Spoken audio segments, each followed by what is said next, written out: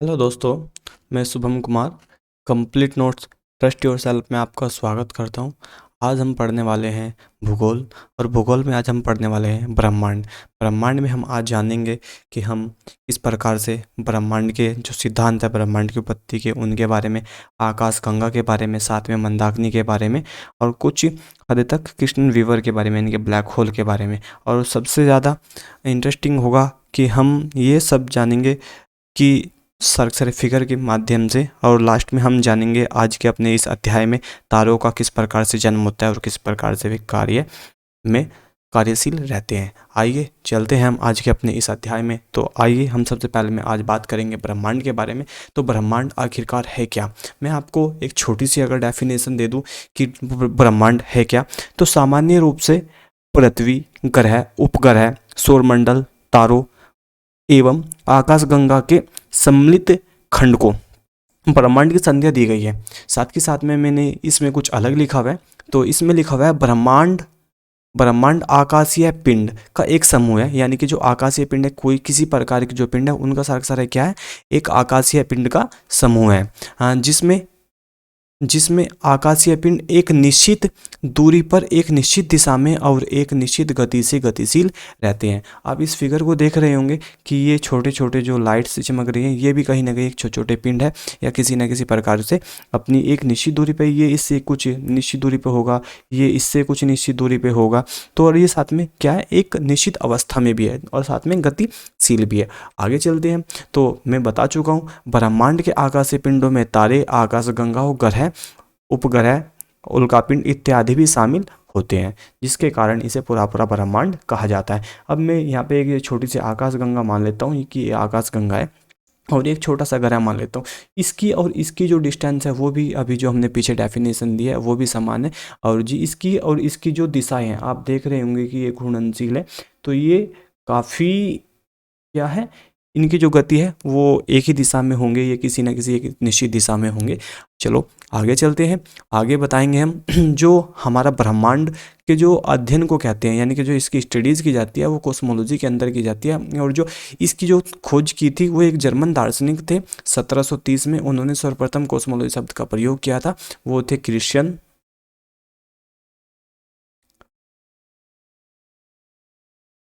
Wolff.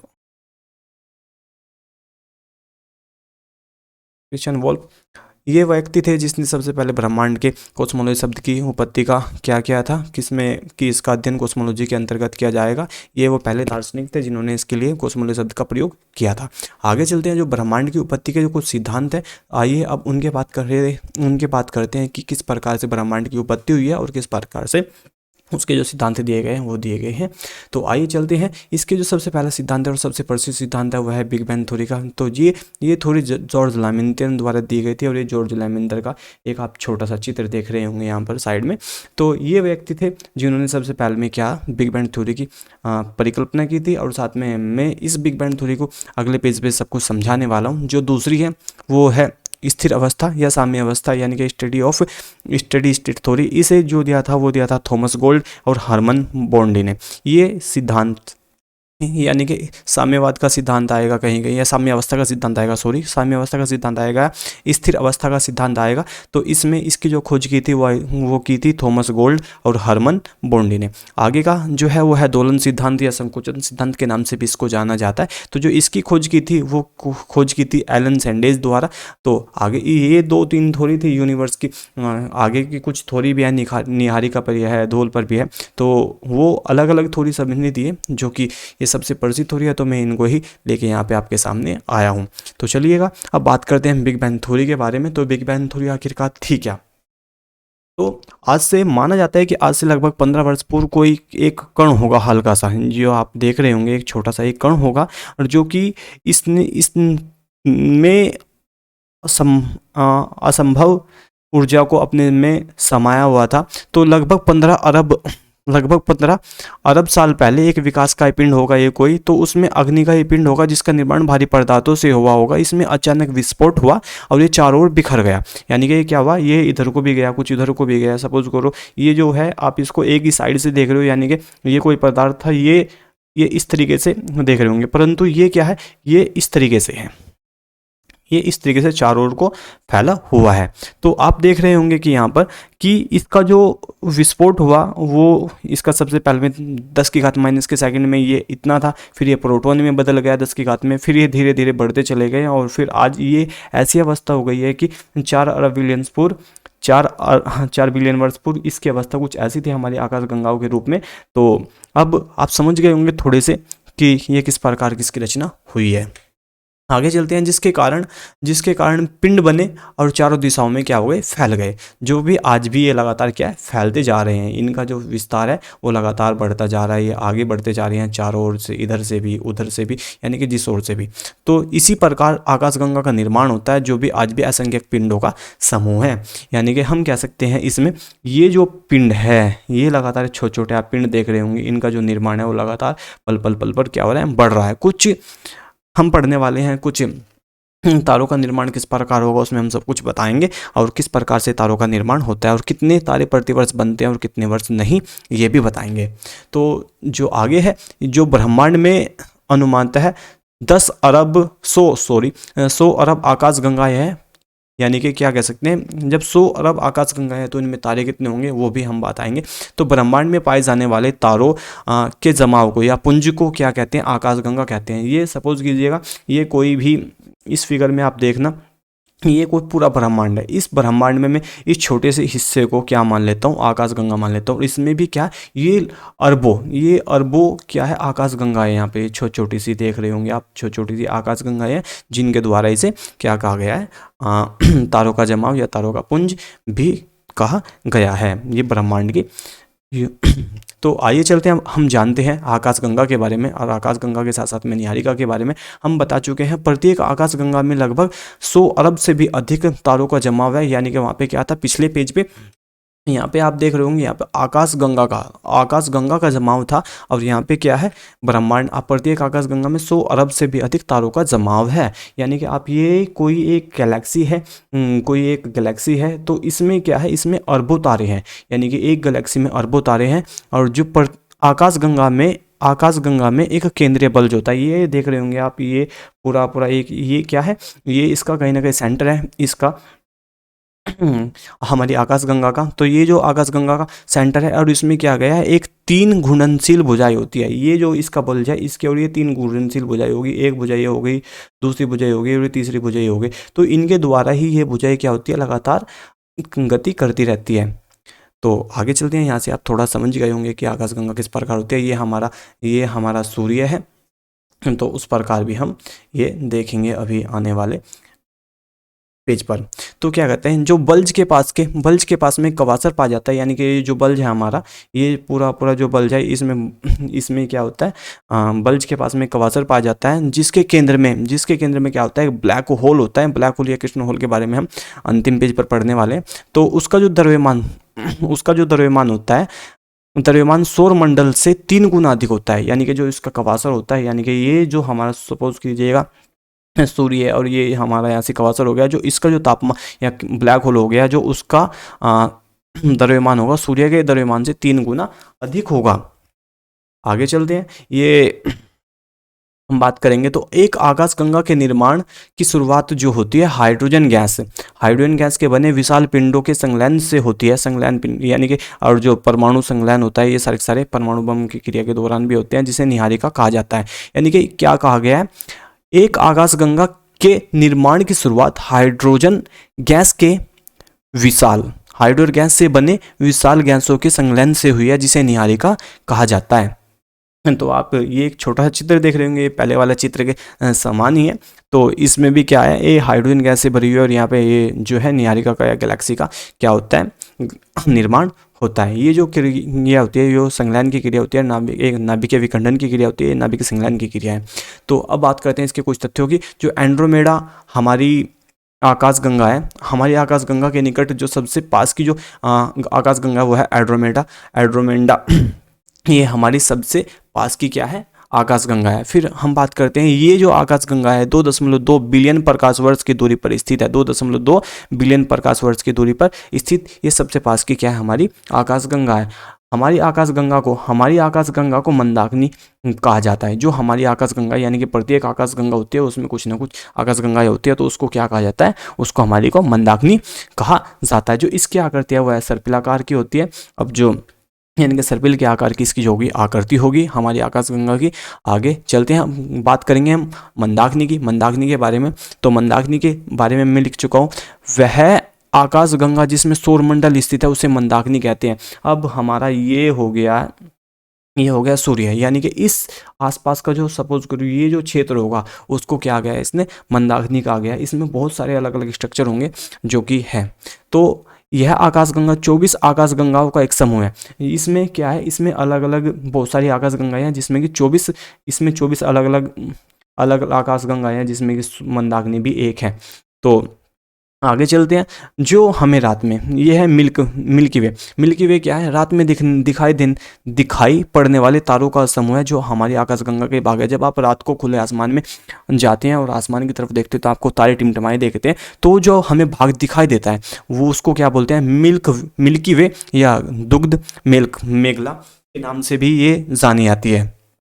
आगे चलते हैं, तो जो हमारी मंदाकिनी का विस्तार हुआ है, सपोज कीजिएगा इसका मैं विस्तार इतना मान लेता हूँ, जो इसका विस्तार है वो इस केंद्र से लेके इस केंद्र तक का, यानी कि इस केंद्र से लेके इस केंद्र तक का जो विस्तार है वो है 80,000 प्रकाश वर्ष की दूरी डिस्टेंस तय करता है।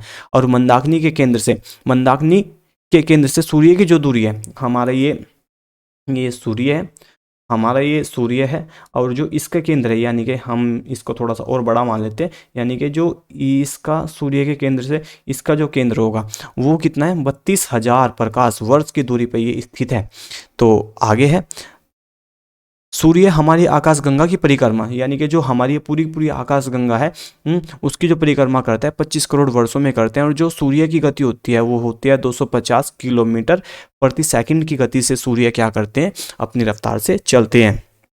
सूर्य की जो गति होगी वो 25, इस गति से चलते हुए सूरज अपनी गति को 25 करोड़ वर्षों में कंप्लीट कर लेते हैं, यानी कि उसका एक चक्कर। तो प्रोक्सिमा सेंचुरी, सूर्य के निकटतम सबसे निकट का जो तारा है वो है प्रोक्सिमा सेंचुरी। तो ये आप देख रहे होंगे कि यहाँ पे प्रोक्सिमा सेंचुरी है और ये हमारा सूर्य है। और तो इससे जो दूरी होगी वो कितनी होगी ये आप देख सकते हैं, यानी कि जो मिनिमम दूरी होगी और जो इसकी लाइट होगी, यानी कि यहाँ से हमारी जो पृथ्वी से इस तक की जो दूरी होगी वो होगी 4.5 प्रकाश वर्ष की दूरी पर ये डिस्टेंस है। और ये है सूर्य से 4.2 प्रकाश वर्ष की दूरी पर अवस्थित है, यानी कि प्रोक्सिमा सेंचुरी और सूर्य के बीच की जो दूरी है वो कितनी है, वो है 4.2। ये क्वेश्चन प्रोक्सिमा सेंचुरी का काफ़ी बार आ चुका है, तो काफ़ी इंपॉर्टेंट क्वेश्चन में से एक क्वेश्चन होगा ये भी। आगे चलते हैं, बेबी बूम गैलेक्सी जो होती है, बेबी बूम गैलेक्सी में आपको पहले बता चुका हूँ कि किस प्रकार से उनका विकास होता है। तो ये कुछ एक बहुत बड़ी गैलेक्सी है बेबी बूम के नाम से। तो ये गैलेक्सी क्या होती है, आकाशगंगा मंदाकिनी से भी आकाशगंगा, यानी कि क्या है, बेबी बूम गैलेक्सी आकाशगंगा मंदाकिनी से काफ़ी दूर स्थित है। और जी इस बेबी बूम गैलेक्सी को क्या कहा गया है, तारे बनाने की मशीन कहा गया है। यह प्रतिवर्ष 4000 तारों का निर्माण करती है, जबकि जो हमारी मंदाकिनी है वो सिर्फ मात्र 10 तारों का निर्माण करती है। तो इसी वजह से क्या कहा गया है, इसे तारे बनाने की मशीन कहा गया है। किसको कहा गया है, बेबी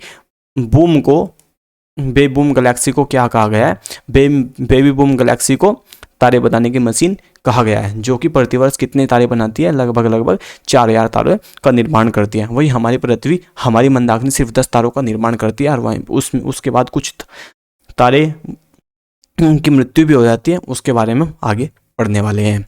आइए चलते हैं आगे।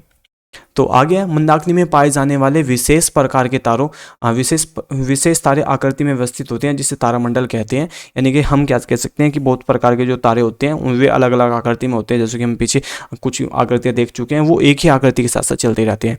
तो हमने जैसे कि पढ़ा कि जो सबसे बड़ा जो तारामंडल है वो सेंटारस है, जिसमें 94 तारे हैं। फिलहाल जो मंदाकिनी के आसपास का सबसे बड़ा तारामंडल है वो सेंटारस है, जिसमें 94 तारे हैं। आगे चलते हैं, देखिए हाइड्रा तारामंडल है जिसमें 68 तारे हैं। और जी इसी के साथ साथ में कुछ और भी तारे हैं जो कि यह तारामंडल है जिसे हम सप्तऋषि के नाम से, ओरियन के नाम से जानते हैं। आपने काफ़ी नाम सुना होगा सप्तऋषि का।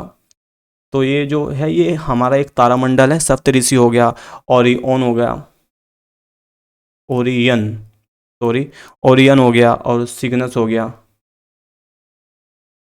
सिग्नस सवान, सिग्नस सवान, ये सारे के सारे क्या है, हरक्यूलिस हो गया, हरक्यूलस, हरक्यूलस हो गया, ये सारे के सारे क्या है, ये भी तारामंडल के ही नाम हैं, जिसमें 7 तारे हैं। ये अलग अलग तारे हैं। और आपको पता होगा कि भारत में एक राशि का प्रचलन बहुत ज़्यादा है कि मेरी राशि भाई मेष है, आपकी मिथुन है, आपकी कर्क है। तो ये जो है ये आखिरकार क्यों है उसके बारे में आपको थोड़ा सा बता देता हूँ। हमारी जो पृथ्वी होती है सूर्य की परिक्रमा के दौरान 12 तारामंडल से होकर गुजरती है। हम 12 तारामंडल से होकर गुजरती है, जिसमें भारतीय ज्योतिषी में विश्वास रखते हैं, और जिसके कारण इसे 12 राशियों में विभक्त किया गया। आपने पढ़ा होगा न्यूज़पेपर में कि मेष, वृष, मिथुन, कर्क, सिंह, कन्या, तुला, वृक्ष, मकर, धनु, कुंभ, मीन, ये सारी की सारी राशियाँ क्या हैं, ये 12 की 12 राशियाँ जो है पृथ्वी के जो तारामंडल है आसपास के, या जब पृथ्वी सूर्य का चक्कर लगाती है उनसे होकर ये गुजरती है। तो मैं आपको फिर से एक बार रिपीट करता हूँ, वे जो 12 राशियाँ हैं उनसे जो गुजरने का टाइम है वो क्या क्या है, जैसे कि मेष हो गया, फिर वृक्ष हो गया, फिर मिथुन हो गया, मिथुन हो गया, फिर कर्क, सिंह, कन्या, तुला, वृक्ष, वृश्चिक, कर्क, धनु, कुंभ, मीन, ये सारी 12 की 12 राशियाँ पे हमारी राशियाँ डिपेंड होती हैं। आगे चलते हैं, आगे बात करेंगे कि किस प्रकार से तारों का जन्म होता है और तारों की मृत्यु होती है, यानी कि उनकी पूरी पूरी लाइफ जिस प्रकार से चलती है हम वो बात करेंगे। यानी कि जो इनकी लाइफ होगी, डिस्टेंस होगी, वो किस प्रकार डिपेंड होगी, इनका जो मार्च होगा वो किस प्रकार बढ़ने वाला है। तो आइए चलते हैं। सबसे पहले में हम कि स्टेलर नेबुला ये आखिरकार है क्या। तो इसमें जो होता है, इसमें डस्ट के बादल बने होते हैं, और डस्ट के बादल जो है वो प्रोटोस्टार यानी कि आदि जो तारे होते हैं उसका निर्माण करते हैं। और वो इसके देखिए वगैरह इन दिस स्टेज, यानी कि इस अवस्था में क्या होता है, ट्राई होती है किस चीज़ की, संतुलन बनाने की और ग्रेविटी के बीच का जो संतुलन होता है उसे प्राप्त करने की कोशिश होती है। किसके माध्यम से, प्रेशर ऑफ कोर्स, प्रेशर और द कोर एंड टेम्परेचर, यानी कि टेम्परेचर और जो कोर होती है उसके आसपास का जो सघन बादल होता है जो कि हाइड्रोजन का काफ़ी मात्रा में बना होता है। ये जो बादल होता है यहाँ से हाइड्रोजन का बना होता है। इसी बादल के माध्यम से हमारा जो होता है, इसका पहली बार जो तारे का निर्माण होता है वो होता है किसके माध्यम से, धूल के जो बादल है काफ़ी बड़ी मात्रा में होते हैं, जो कि गुरुत्वाकर्षण के कारण सिकुड़ने लगते हैं, और ये काफ़ी लंबे समय तक इसकी जो प्रक्रिया चलती रहती है। ये जो बादल होते हैं काफ़ी घने होते हैं, यानी कि सघन होते हैं, और जिसके कारण ये आपस में टकराने लगते हैं, और टकराने के बाद में इनमें हाइड्रोजन से हीलियम में प्रक्रिया आरंभ हो जाती है। इसमें असीमित मात्रा में विकिरणें उत्सर्जित होती हैं, जिसके कारण इसमें अचानक विस्फोट हो जाता है, और विस्फोट होने के बाद में ये दो या तीन तरीके के स्टार में बदल जाता है। जो सबसे पहला है, मैं पहले इस पूरी लाइन की बात करूँगा। तो इसमें क्या किया है, इसमें एवरेज स्टार होगा। इसमें 2 तरीके के स्टार बनेंगे, एक बनेगा एवरेज स्टार, एक बनेगा मैसिव स्टार। तो यानी कि एक औसतन और एक बड़ा तारा। ये जो बड़ा तारा और छोटा तारा है इसके बारे में हम अभी बात करने वाले हैं। तो हम बात करते हैं सबसे पहले में एवरेज स्टार की। तो इसमें क्या होता है, ये जो इसमें संतुलन होता है, संतुलन बनाने की जो अवस्था होती है वो काफ़ी, तो जब संतुलन की अवस्था होती है तो हाइड्रोजन और हीलियम, तो कि किसमें क्या होता है कि इसके माध्यम से ये अपने आप को जलाना स्टार्ट कर देता है, और ये जलाते जलाते क्या होता है, धीरे धीरे ये अपनी जो बना हुआ ईंधन है, यानी कि जो उसकी संलयन अभिक्रिया है वो धीरे धीरे कम होगी, और वो तारा जो होगा सामान्य तारा किस में बदल जाएगा, हमारा रेड जेंट में बदल जाएगा। और ये जो होता है ये लाल दानव राक्षस के नाम से, लाल लाल दानव तारे के नाम से भी जाना जाता है। इसमें क्या होता है, loss of fuel in the core result in explosion by, और ये अपना यानी कि क्या कहा गया है यहाँ से, ये धीरे धीरे जब अपनी जो फ्यूल होगा इसके पास में हाइड्रोजन और हीलियम का, जब वो ख़त्म हो जाएगा तो वो अपनी जो कोर के आसपास का जो क्षेत्र है उसे काफ़ी विस्तृत कर लेगा और जो अपने खुद का होगा वो 1000 गुना तक बढ़ा सकता है। इसी प्रकार जब वो अपनी पूरी तरीके से ऊर्जा समाप्त कर देगा तो वो प्लेनेटरी नेबुला के नाम से जाना जाएगा, जिसमें कि उसके पास में बहुत सारी क्रस्ट होती है, लेयर में टूट जाता है और उसे वो लेयर बन जाती है इसके आसपास में, और इसके जो आसपास के लेयर है उनमें उसको ख़त्म करने के लिए वहाँ के जो परजीवी हैं वो उसमें ऐड हो जाते हैं और वो उसके नष्ट कर देते हैं, और वो धीरे से फिर अचानक से ब्लास्ट होता है और वो ब्लास्ट वाइट वमन या ब्लैक वमन में टूटकर अलग हो जाता है। इस प्रकार जो हमारा पहला सामान्य तारा था वो बनकर क्या हो जाता है, ब्लास्ट हो जाता है, जिससे कि उसका डी एंड मान लिया जाता है। जो हमारा दूसरा तारा है मैसिव तारा, इसमें क्या हुआ, ये सामान्य रूप से क्या करते हैं, हैवी मेटल्स यानी कि भारी धातुओं का उत्पादन करते हैं, यानी कि स्वयं में ही अपने आप में, और सामान्यतः धीरे धीरे इनके उत्पादन से ये अपने आप को स्ट्रॉन्ग करते हैं। और यही प्रक्रिया आखिरकार क्या कहती है, इसमें जो ये प्रक्रिया होती है जिससे कि अपने आप में हैवी मेटल का प्रयोग करते हैं, इसका आज तक भी वैज्ञानिक अध्ययन ढंग से अच्छे से नहीं कर पाए आखिरकार ये ऐसा किस प्रकार होता है। जब इसकी धीरे धीरे ठंडा होने लगता है तो ठंडा होने के बाद में ये रेड सुपरजाइंट बन जाता है, और इस प्रकार जो इसकी जो प्रक्रिया चलती है, ये biggest star in the universe of short life circle from at the end of star life. तो इस प्रकार इसकी जो लाइफ है वो धीरे धीरे समाप्त हो जाती है, यानी कि हम कह सकते हैं कि जब ये और ज़्यादा ठंडा हो जाएगा और ये अपनी अंतिम अवस्था में पहुंच जाएगा, जो इसके आसपास का क्षेत्रफल है वो टूटकर बिखर जाएगा, तो इसके पास के इसमें जाकर के फिर से एक विस्फोट होगा, और वो विस्फोट के इसमें जो शेष बच जाएंगे, अवशेष बच जाएंगे, यानी कि वो सुपरनोवा में परिवर्तित हो जाएगा। मैं आपको थोड़ा सुपरनोवा के बारे में बता देता हूँ। तारे, जिसके कारण तारे की मध्यवर्ती जो परतें होती हैं, यानी कि जो इसकी जो परतें होती हैं, जो मध्यवर्ती परतें होती हैं, यानी कि इस वाले की अगर आप बात करें, इसकी जो मध्यवर्ती जो परतें होती हैं उसमें गुरुत्वाकर्षण के कारण केंद्र जो उसका होता है वो पूरा सपोज कीजिएगा, एक सेकंड, तो ये सपोज कीजिएगा ये इस तारे का क्या है, ये इस तारे का सेंटर है। तो इस तारे का जो सेंटर है उसमें अचानक अब विस्फोट होगा, और वो विस्फोट से जो ऊर्जा निकलेगी उसके बाद में ये सुपरनोवा में तब्दील हो जाएगा, यानी कि सुपरनोवा में बदल जाएगा। और यही जो सुपरनोवा होगा धीरे धीरे आने वाला जो टाइम होगा, इसमें से कुछ ये न्यूट्रॉन, इसमें से न्यूट्रॉन जो निकल के जाएगा, ये न्यूट्रॉन तारा ये पूरे तरीके से इससे निकल के साफ जाएगा। और जो ये न्यूट्रॉन तारा जब इससे निकल के जाता है, इस प्रक्रिया को अक्सर हम पल्सर भी कहते हैं। ये एक गाड़ी का भी नाम है, आपने काफ़ी बार रोड पे चलती हुई आपके पास होगी भी, वही पल्सर जो है ये यहाँ से लिया गया है, वो न्यूट्रॉन तारा और ये पल्सर है। यानी कि जब ये अपनी पूर्ण अवस्था से निकलकर बाहर चले जाएगा, तो इसके पास में जो अवशेष बचेगा, जो इसके पास में अवशेष बच जाएगा, वो अवशेष जो होगा वो बच जाएगा ब्लैक होल के द्वारा, यानी कि जो इसमें तत्व बचेंगे किसी भी प्रकार के, वो अपने आप में से किसी भी प्रकार की जो ऊष्मा होगी या तरंगे होगी वो उसे पूर्णतः अवशोषित कर लेंगे। तो इसमें असीमित घनत्व होता है, यानी कि इसमें क्या होता है, इन्फिनिटिव ग्रेविटी होती है, और इसका कोई मास नहीं होता है, यानी कि मास यानी कि द्रव्यमान भी नहीं होता है। तो इस प्रकार जो हमारा ब्लैक होल है वो इतना शक्तिशाली हो जाता है कि वो किसी भी बड़े से बड़े तारे को आपस में अपने आप में समा सकता है। अभी हाल ही में सूर्य से 100 गुना बड़ा वैज्ञानिकों ने एक ब्लैक होल की खोज की है, जो कि काफ़ी प्रसिद्ध हुआ था अभी हाल ही के दिनों में।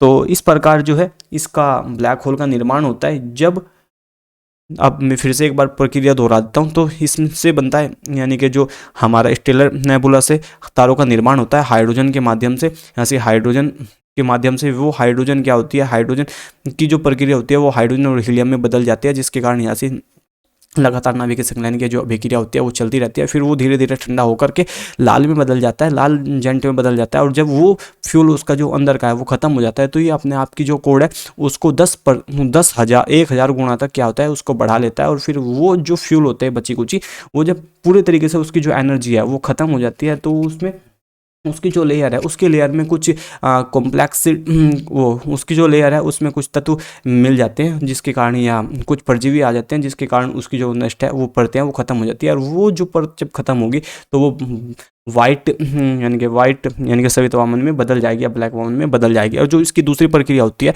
वो दूसरी प्रक्रिया मैं आपको फिर से बता देता हूँ। जो इसकी दूसरी प्रक्रिया होती है वो बड़े तारे के रूप में होती है। इसमें हैवी मेटल का प्रयोग, इसमें तारा क्या करता है अपने आप का हैवी मेटल का यूज़ करता है, और वही जो हैवी मेटल है आगे चल करके आगे चल करके क्या होता है, आगे चल करके वो धीरे धीरे से अपनी जो उसमें है वो खोएगा, और वो खोने के बाद में वो रेड सुपर जायंट में बदल जाएगा। रेड सुपर जायंट में बदल जाने के बाद में जो इसका केंद्र होगा उसमें भी अचानक से अपने आप का जो अपने आप की जो शक्ति होगी वो समाप्त हो जाएगी, और इसमें भी एक विस्फोट होगा। और विस्फोट हो जाने के बाद में ये धीरे धीरे क्या हो जाएगा, सुपरनोवा की स्थिति में आ जाएगा, जहाँ पर ये अपने आप का जो सुपरनोवा की स्थिति है उसमें बच जाने के बाद में क्या होता है, यहाँ पर इसमें जो न्यूट्रॉन तारा होता है वो इसमें शामिल होता है। जब वो न्यूट्रॉन तारा इस सुपरनोवा से पूर्णतः अलग हो जाता है तो वो एक स्थिति बनाता है, और वही स्थिति जब सुपरनोवा तारा जब सुपरनोवा तारा से न्यूट्रॉन तारा अलग हो जाता है तो वो एक तो न्यूट्रॉन तारा में बदल जाता है और दूसरा ब्लैक होल में बदल जाता है। और ब्लैक होल की जो स्थिति होती है वो उसके सूर्य के द्रव्यमान से 1.44 ग्राम की होती है, एक मास की होती है, 1.44 मास से जो कम होगा वो ब्लैक होल में तब्दील हो जाएगा। तो ब्लैक होल अपने आप में एक ऐसी, ब्लैक होल से कुछ भी वस्तु नहीं गुजर सकती है, स्वयं किसी वस्तु का प्रकाश या कोई भी वस्तु आपस में वहाँ से नहीं निकल सकती। तो आज की हमारी ये टॉपिक कंप्लीट हो गया है। तो आगे जो हम बात करेंगे वो बात करने वाले हैं हम सौरमंडल के बारे में, और सौरमंडल की मैं वीडियो अपनी जल्द ही वीडियो अपलोड करूँगा, जो कि आने वाले समय में आपके लिए काफ़ी इम्पोर्टेंट सिद्ध होने वाली है।